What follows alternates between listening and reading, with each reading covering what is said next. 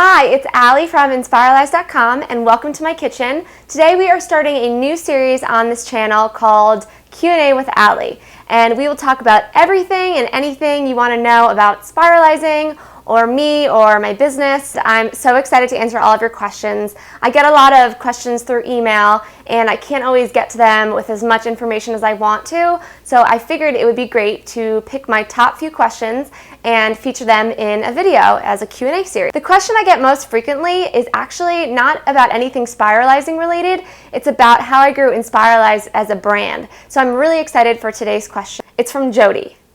Allie, just want to say I'm a huge fan of all things Inspiralized. Thank you. I think it's great and I love following your recipes and fitness routines. According to your blog, you started the Inspiralized brand in summer 2013, so a little over 2.5 years ago.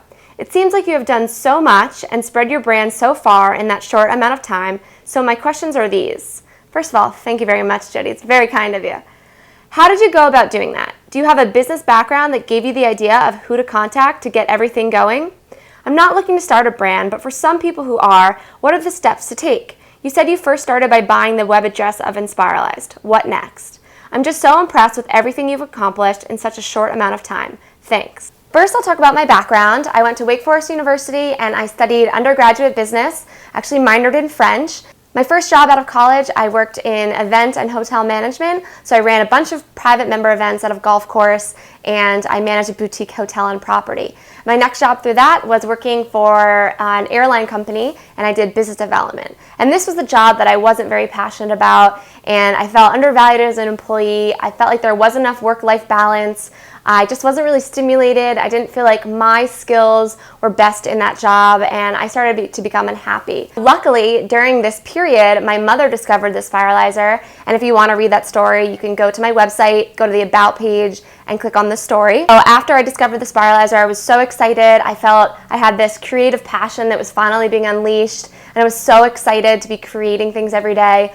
So long story short, I quit my job, and the next day, I went to a Starbucks and I actually bought insprlz.com. Basically, I bought insprlz.com and then I started from scratch. I posted my first recipe, I built my social media handles, so I started my Facebook and my Twitter and my Pinterest and my Tumblr, everything that I could possibly think would help me spread the word about spiralizing and about Inspiralized, I started it. I think what honestly helped me in the beginning was my passion. And I think that if anyone is trying to start a business, a brand, you should really be 100% passionate and into it. And I think that if you see it more as a hobby, then you're not going to be a successful business person. Because I live, breathe, eat everything Inspiralized, and I love it and I can't get enough of it.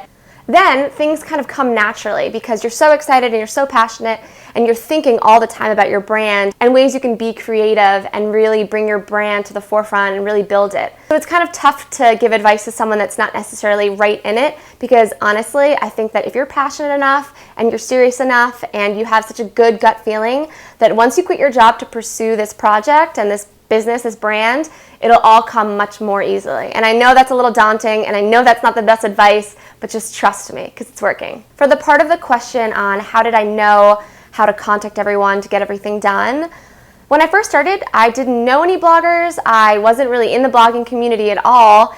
I followed blogs, but I didn't really understand blogging as a business or monetizing it and how to make a living off of it. What I did was I researched. You can YouTube and Google anything you want. I basically learned how to cook off of YouTube and Google and some help from my grandparents and my mom. Here's an example. I wasn't sure when I first started how to grow my Instagram, and I loved Instagram always just as a person, and I love sharing images and things like that. So I Googled simply how to use Instagram to grow your brand.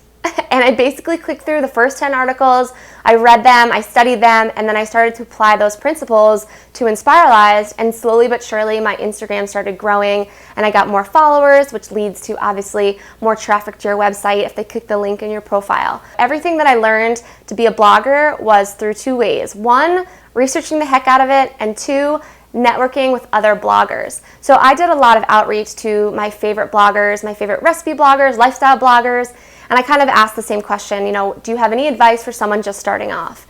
And whenever I get these types of questions, now that I've been blogging for a few years, I'm so flattered and so honored that they would ask me that, It means that they like my blog and they think I'm doing something right. So I always respond to them, and this is actually a video that I'm responding to a question.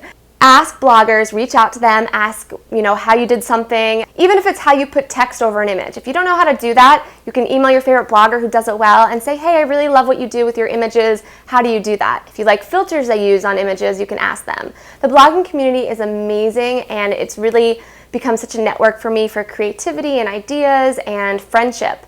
I actually feel like all of food bloggers out there are like my friends or my coworkers. All right, before I get off track even more, let's talk about the second part of this question, which was, how did you start a brand and what are the initial steps that you took? So aside from registering my domain and starting all my social media channels, I honestly went on a PR rampage. And basically, as a blogger, I kind of equate it to being a mother. And I'm not a mother, hopefully one day, but I always feel like mothers wear so many hats. They're doctors, they're writers, they're cleaners, they're chefs, they're therapists, they're everything. So very similar to mothers who wear many hats, I find that that's the same principle for bloggers. If you're going to become a blogger and you're going to build a brand, even if you're not a blogger, you're just building a brand, I'm telling you, you're going to do everything. And I found that to be the steepest learning curve. When I first started off, I didn't really know how much work was going to be involved in building a brand. I was just so passionate about spiralizing, and I wanted to build a community around it and be the resource for it.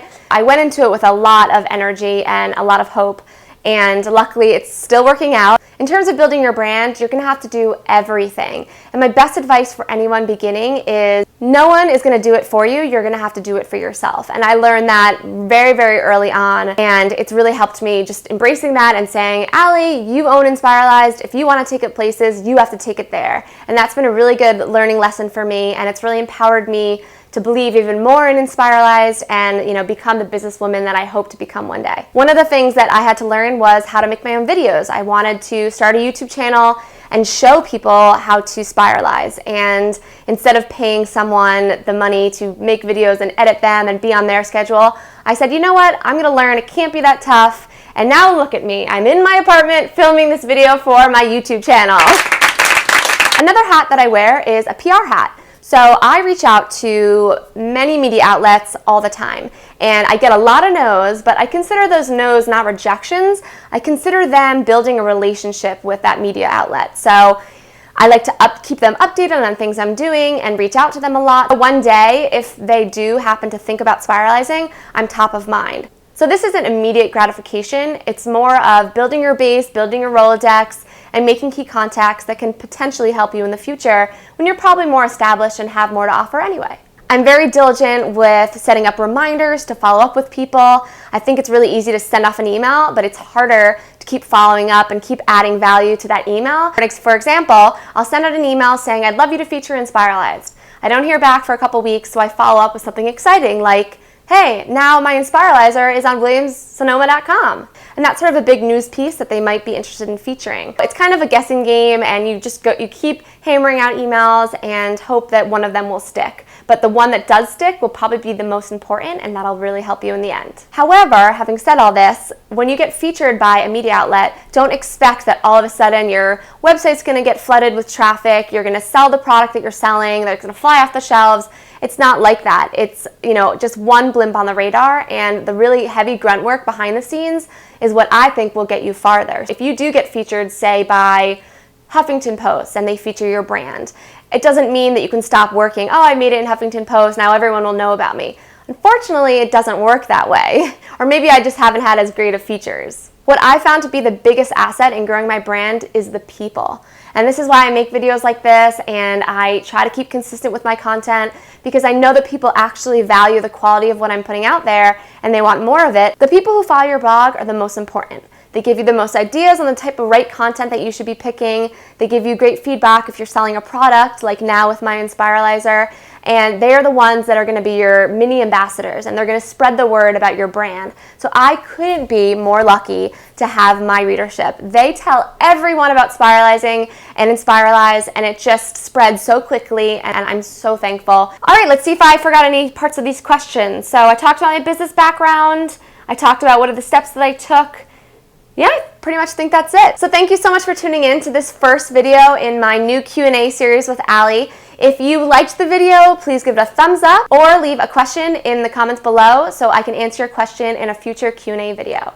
If you don't like this video, don't give it a thumbs down. Just don't look at it, don't watch it again, forget it ever existed. I'm Allie from Inspiralized, and thank you so much for tuning in.